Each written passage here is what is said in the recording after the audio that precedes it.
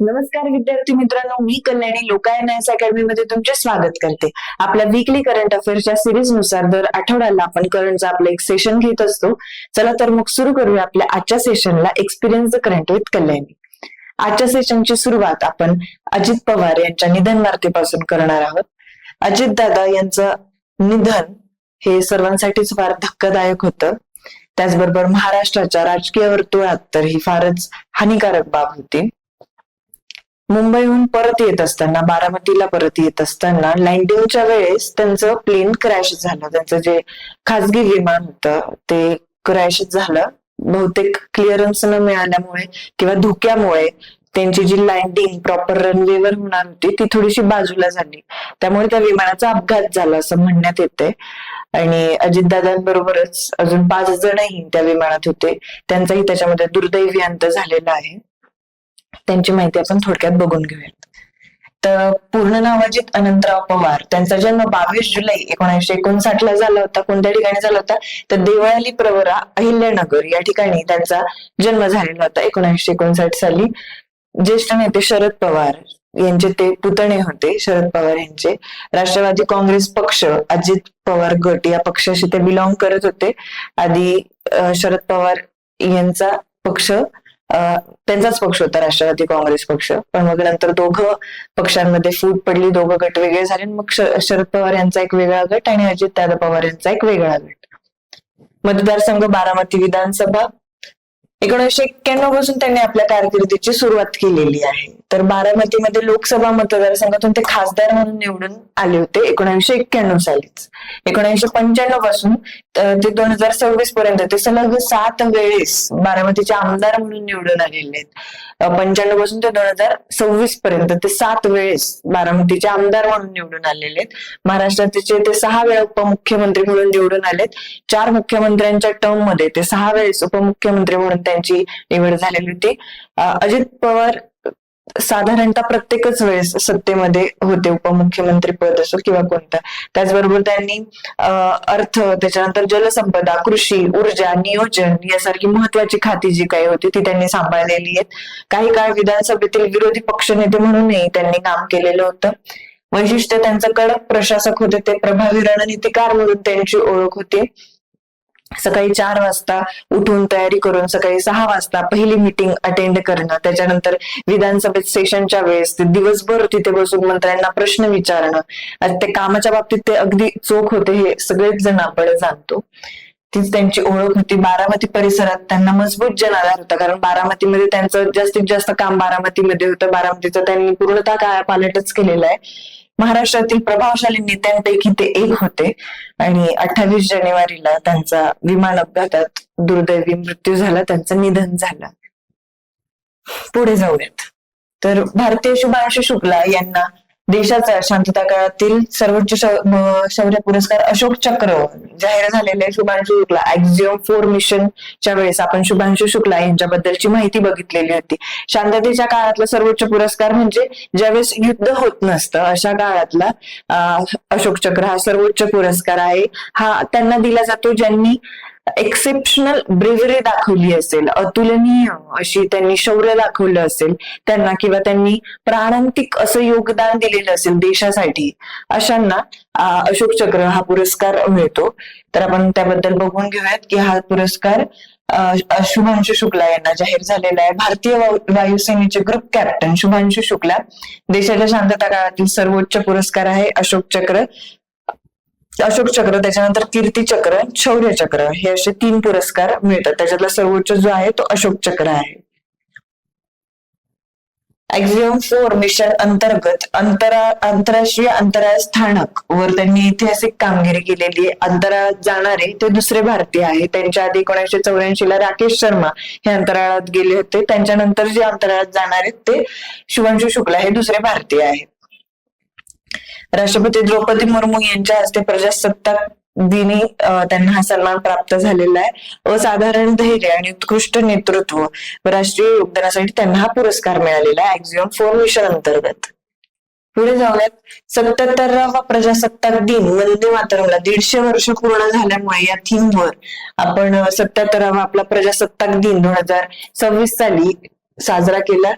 प्रजासत्ताक दिन 2026च्या समारंभात 30 चित्ररथ होते. चित्ररथ असतात प्रत्येक राज्याचे आणि केंद्रशासित प्रदेशाचे, असे 30 चित्ररथ होते. त्यात महाराष्ट्राचा जो चित्ररथ होता यावेळेसचा, तो गणेशोत्सवावर आधारलेला होता. हे लक्षात ठेवा, कारण याच्यावर कधी कधी प्रश्न विचारला जातो की कोणता चित्ररथ होता, कोणत्या संकल्पनेवर होता, तर महाराष्ट्राचा गणेशोत्सवावर होता. कर्तव्य पथावर 17 राज्यांच्या संस्कृती आणि परंपरेत 2,500 सांस्कृतिक कलाकार होते. सुमारे 10,000 मान्यवर पाहुणे सहभागी झाले होते. त्याचबरोबर आपण प्रजासत्ताक दिनानिमित्त वेगवेगळ्या देशांचे सुद्धा प्रमुख अतिथी म्हणून दरवर्षी आपण वेगवेगळ्या देशांच्या मान्यवरांना बोलवत असतो. ते ह्याच्यासाठी, कारण आपली पुढची जी काही स्ट्रॅटेजी असेल, जे काही आपले परराष्ट्र संबंध असतील, त्यावर आधारित आपण विविध देशांच्या मान्यवरांना आमंत्रित करत असतो. तर यावेळेस आपण युरोपियन युनियन बरोबर एक बराच मोठा करार केला होता प्रजासत्ताक दिनानंतरच. तो त्यासाठी आपण युरोपियन युनियनचे जे अध्यक्ष होते, त्याचबरोबर अजून एक त्यांचे सहयोगी सदस्य होते, त्यांना आपण आमंत्रित केलेलं होतं. त्यांचं नाव होतं की Antonio Luis Santos de Costa. Antonio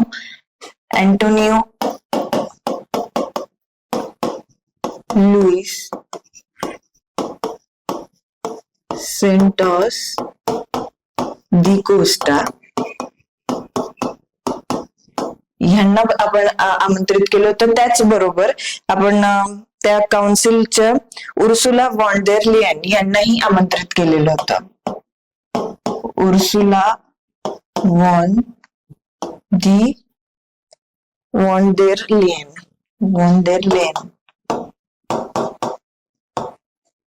विचारले जाऊ शकतात नाव की कोणाला आपण आमंत्रित केलं होतं. तर ह्या 2 व्यक्तींना आपण प्रमुख अतिथी म्हणून बोलवलेलं होतं आपल्या प्रजासत्ताक दिनानिमित्त. तर हे लक्षात असू द्या. पुढे जाऊयात. 2017 ते 2026 या काळात सलग 10 वर्ष अबुधाबी, संयुक्त अरब अमिरात मधली राजधानी अबुधाबी यांना जगातील सर्वात सुरक्षित शहर म्हणून ठरलेलं आहे. ते सेफ्टी स्कोर त्याने नुंबियो 2026च्या निर्देशांकात अबुधाबीला 88.9 हा स्कोर मिळालेला आहे. किती मिळाले? 88.9 हा स्कोर मिळालेला आहे अबुधाबीला. अत्यल्प गुन्हेगारी, तिथली गुन्हेगारी निर्देशांक फक्त 11 इतकाच आहे. किती आहे गुन्हेगारी निर्देशांक? फक्त 11 एवढा आहे. आणि स्कोर किती मिळाला? 88 मिळालेला आहे. जगात सगळ्यात कमी आहे हा जो हे निर्देशांक जो त्यांना मिळाला आहे तो जगात सगळ्यात कमी. का? कारण अबुधाबी मधले जे कायदे आहेत ते अतिशय कडक कायदे आहेत. त्यांना प्रत्येक छोट्यातल्या छोट्या गुन्ह्यासाठी सुद्धा त्यांना असं वगळलं नाही जात कुठे. प्रत्येक गुन्ह्यासाठी त्यांना तेवढीच कडक शिक्षा मिळते. त्याचबरोबर तिथे जे सीसीटीव्ही कॅमेरे आहे ते नॉर्मल सीसीटीव्ही कॅमेरे नसून ते AI वर आधारित आहे. तिथे चेहरे अगदी व्यवस्थितपणे प्रॉपरपणे डिटेक्ट केले जातात. त्याचनुसार स्मार्ट सिटी अंतर्गत जास्त कुठे अंधार नसतो. प्रकाशाची तिथे पुरेपूर सोय आहे जेणेकरून जे गुन्हेगार असतील ते कुठे लपू शकणार नाहीत. आणि तिथलं प्रशासन सुद्धा अगदी याच्या सावधगिरीने प्रत्येक गोष्ट हे करतं. अलर्ट मोड मध्ये असतं कायम. स्मार्ट सर्व्हिलन्स सुरक्षेसाठी AI आणि प्रगत सीसीटीव्ही तंत्रज्ञानाचा मोठ्या प्रमाणावर वापर केला जातो. कठोर कायदे गुन्ह्यांविरुद्ध शून्य सहनशीलता आहे. तिथे अजिबात कॉम्प्रोमाइज नाही केलं जात. कोणत्याही गुन्ह्यांसाठी कायद्याची कडक अंमलबजावणी होते. रात्रीची सुरक्षा, महिला आणि नागरिक रात्रीच्या वेळी शहरात पूर्णपणे निर्भयपणे फिरू शकतात. त्याच्यामुळे काय झालंय की सुरक्षितता इतकी असल्यामुळे तिथल्या पर्यटनामध्ये देखील वाढ झालेली आहे आणि जागतिक गुंतवणूकदारांची पहिली पसंती म्हणून अबुधाबीला मिळालेली. ठीक आहे, पुढे जाऊयात. तर पद्म पुरस्कार 2026 दरवर्षी आपण 26 जानेवारीला म्हणजे आपल्या प्रजासत्ताक दिनाच्या पूर्वसंध्येला पद्म पुरस्कार आपण जाहीर करत असतो. तर या वर्षीचे देखील आपण पद्म पुरस्कार जाहीर केलेले आहे. पद्म पुरस्कार आपण 3 कॅटेगरीमध्ये देत असतो. पद्मविभूषण, पद्मभूषण आणि मग पद्मश्री. तसे टोटल या 3 कॅटेगरीमधले जे एकूण पद्म पुरस्कार आहे यावर्षी 131 असे पद्म पुरस्कार आपण जाहीर केलेले आहेत. त्यामध्ये 5 पद्मभूषण, 5 पद्मविभूषण होते, 13 पद्मभूषण होते आणि 113 हे पद्मश्री पुरस्कार होते. 19 महिलांना यात पुरस्कार मिळालेला आहे. 6 परदेशी आणि NRI व्यक्तींना देखील हा पुरस्कार मिळालेला आहे. 16 जणांना मरणोत्तर सन्मान मिळालेला आहे. याच्यावरून काय लक्षात येतं की पद्म पुरस्कार हे मरणोत्तर देखील देता येतात, त्याचबरोबर परदेशी व्यक्तींना देखील देता येतात. पद्म पुरस्कार ज्यांनी देशामध्ये खूप मोलाची काहीतरी महत्वाची कामगिरी केली असेल किंवा समाजामध्ये काहीतरी महत्वाचा बदल घडवून आणला असेल, महत्वाचं मोठं योगदान दिलेलं असेल, त्यांना प्रोत्साहित करण्यासाठी हा पुरस्कार दिला जातो. पद्म पुरस्कार दिले जातात. पद्म पुरस्कार हे नागरी पुरस्कार आहेत. 2026 मध्ये पद्मविभूषण कोणाकोणाला मिळाले तर धर्मेंद्र यांना मरणोत्तर हा पुरस्कार मिळालेला आहे. के थॉमस माजी सर्वोच्च न्यायालयाचे न्यायाधीश होते, त्यांना हा पुरस्कार मिळालेला आहे. एन राजम व्हायोलिन वादक आहेत त्यांना देखील पद्मविभूषण मिळालेला आहे. त्याचबरोबर पी नारायण साहित्य व शिक्षण क्षेत्रामध्ये त्यांची कामगिरी बरीच मोलाची आणि मोठी ठरते, त्यामुळे पी नारायणन यांना मिळालं आहे. त्याचबरोबर व्ही एस अच्युतानंदन केरळचे माजी मुख्यमंत्री होते, त्यांना देखील मरणोत्तर मिळालंय. तर पद्मविभूषण यावेळेस 2 व्यक्तींना मरणोत्तर मिळालेलं आहे. एक म्हणजे केरळचे माजी मुख्यमंत्री व्ही एस अच्युतानंदन आणि धर्मेंद्र यांना मरणोत्तर हा पुरस्कार मिळालेला आहे. पुढे बघूयात पद्मश्री विजेते कोण कोण आहेत त्याच्यापैकी काही बघूयात आपण. रघुवीर खेडकर यांना कला या त्यांच्या क्षेत्रासाठी हा पुरस्कार मिळालेला आहे. लहानपणापासूनच आईवडिलांबरोबर तमाशाच्या फळवर ते जात होते, त्यामुळे लोकसंस्कृतीत त्यांनी नंतर बरीच भर घातली आणि तमाशा या कॅटेगरीमध्ये मिळालेला हा सगळ्यात पहिलाच पद्म पुरस्कार आहे. आजपर्यंत तमाशा या कलेसाठी कोणालाही पद्म पुरस्कार नव्हता जाहीर झालेला. तर रघुवीर खेडकर यांना हा पुरस्कार जाहीर झालेला आहे. त्याच्यानंतर क्रीडा क्षेत्रात रोहित शर्मा यांना हा पुरस्कार मिळालेला आहे. त्याचबरोबर भिकल्या लाडक्या ढिंडा यांना हा पुरस्कार पद्मश्री जाहीर झालेला आहे. त्यांनी तारपा संगीत आणि आदिवासी परंपरा जतनासाठी त्यांची ओळख आहे. ढिंडा यांची तारपा संगीत एक वाद्य आहे, ते वाजवतात आणि त्याचबरोबर आदिवासी परंपरा जपण्यासाठी त्यांना हा पुरस्कार मिळालेला आहे. पुढे बघूया शेवटी सांगायचं झालं तर मध्ये की गावांमधील प्रशासकीय कामे अधिक सुलभ आणि पारदर्शक करण्यासाठी केंद्रीय पंचायती राज मंत्रालयाने पंचम हा व्हॉट्सअप चॅटबॉट लॉन्च केलेला आहे. म्हणजे आता मोबाईलवर देखील सगळे कामं होतील प्रशासनाचे. ग्रामपंचायतीबद्दलची काही महत्वाची जी परिपत्रक असतील ती आता मोबाईलवरच व्हॉट्सअपद्वारेच मिळू शकतात. तर अशा पद्धतीचा हा पंचम चॅटबॉट आहे, हा लॉन्च केलाय कोणी, केंद्रीय पंचायती राज मंत्रालयाने. पुढे जाऊयात ज्येष्ठ पत्रकार प्रख्यात लेखक सर मार्क टली यांचे नवी दिल्ली येथील खासगी रुग्णालयात निधन झाले आहेत. बीबीसीचे ते भारताचे प्रतिनिधी होते. सर मार्क टली माजी प्रतिनिधी होते, त्यांचं निधन झालेलं आहे. नेताजी सुभाषचंद्र बोस यांची जयंती 23 जानेवारी रोजी असते आणि भारत सरकारने या दिवसाला पराक्रम दिवस म्हणून साजरा करण्याचं ठरवलेलं आहे. 23 जानेवारी पराक्रम दिवस. पुढे बघूयात ग्रामीण विकास मंत्रालयाने दीनदयाळ अंत्योदय योजना आणि राष्ट्रीय ग्रामीण आजीविका मिशन अंतर्गत राष्ट्रीय उद्योजकता अभियान सुरू केलेले आहे.